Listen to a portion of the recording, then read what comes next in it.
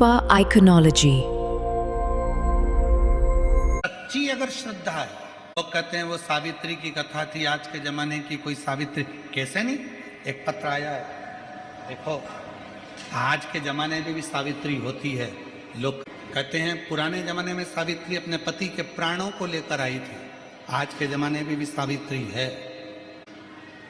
मेरा नाम रीटा बेन ठक्कर है। शादी के समय पर यह मालूम नहीं था कि पति बोल नहीं सकता, सुन नहीं सकता। विवाह हो गया। जब विवाह हो गया, आ गए, तब मालूम पड़ा कि पति की वाणी नहीं और श्रवण शक्ति नहीं। मेरे पति जन्म से ही ना बोल पाते थे ना सुन पाते थे। विवाह तक मालूम नहीं पड़ा, विवाह होने के बाद मालूम पड़ गया कि ना बोल पाते ना सुन पाते। जब विवाह होके ही आ गए तो हमारे घर के संस्कार ऐसे नहीं कि कुछ बात के लिए कुछ विचार किया। हमने हमारे ससुर जी से कहा ना तो ये बोल सकते हैं ना सुन सकते हैं, और अब आपने क्या इनको कोई हॉस्पिटल नहीं दिखाया? गुरुजी, मेरे ससुर ने इलाज करवाया, जहां बॉम्बे तक मेरे ससुर ने इनकी वाणी का बचपन से लेके इलाज करवाया, पर ना बचपन से ये बोलते थे ना सुनते। हमारी शादी, इतना टेंशन, इतना टेंशन टेंशन टेंशन, समय। ससुर जी भी गुजर गए, घर में बच्चे भी हो गए।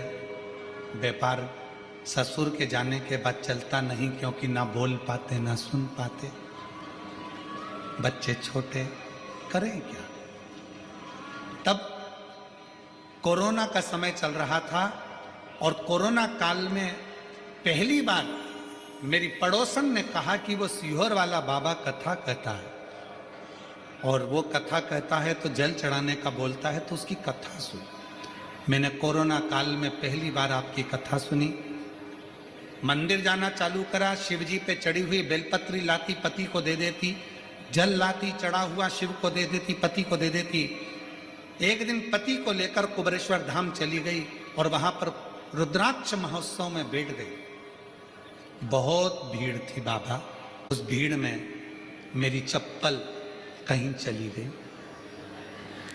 इतनी भीड़ थी, मेरी चप्पल कहीं चली गई। उसी दिन कुबरेश्वर धाम से नियम ले लिया, तूने मेरी चप्पल अगर कहीं लेकर गया है तो आज से नियम लेती हूं, भले मेरे घर में बच्चे हो गए, मेरा ससुर चले गया, पर मुझे नहीं मालूम था कि इनकी वाणी नहीं और श्रवण शक्ति नहीं, पर मेरा विवाह तो हुआ ना।